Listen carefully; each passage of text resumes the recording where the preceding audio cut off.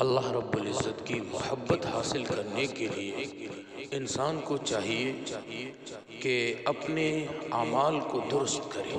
اور فارسی کے ایک شاعر نے عجیب بات کہی ہے، فرمایا کہ چشم بند و گوش بند و لب بند،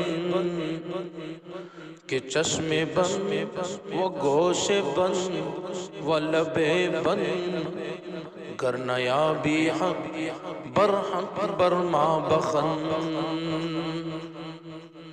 کہ اپنی آنکھ کو غیر سے بند کر لے، اپنے کانوں کو غیر اور ناجائز باتوں کو سننے سے بند کر لے، اور ناجائز بولنے سے بند کر لے، ناجائز بولنے سے بچ جا۔ اور اگر پھر بھی یاد الہی محبت الہی میں تجھے مزہ نہ آئے تو مجھ پر ہنسا کر۔ چشم بند و گوش بند و لب بند، گر نیابی سرحق برما بخند،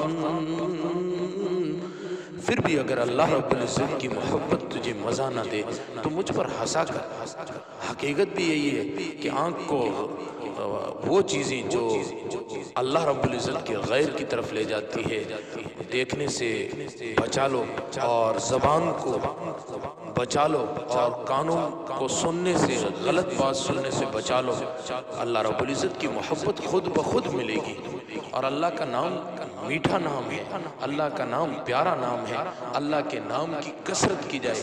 ہمارے حضرت پیر و مرشد اکثر یہ شعر پڑھا کرتے ہیں کہ اللہ اللہ اینچ شیری ہست نام، شیر و شکر می سود جانم تمام، کہ اللہ کا نام اتنا میٹھا ہے کہ جب میں لیتا ہوں میرے تن من بدن کے اندر مٹھاس پیدا ہو جاتی ہے۔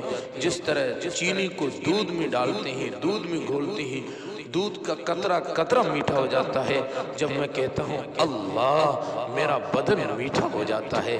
تو اللہ رب العزت کی محبت حاصل کرنے کے لیے اپنی آنکھ کو، اپنے کانوں کو اور اپنی زبان کی حفاظت کی جائے۔ اللہ کی محبت اسی سے ملتی ہے۔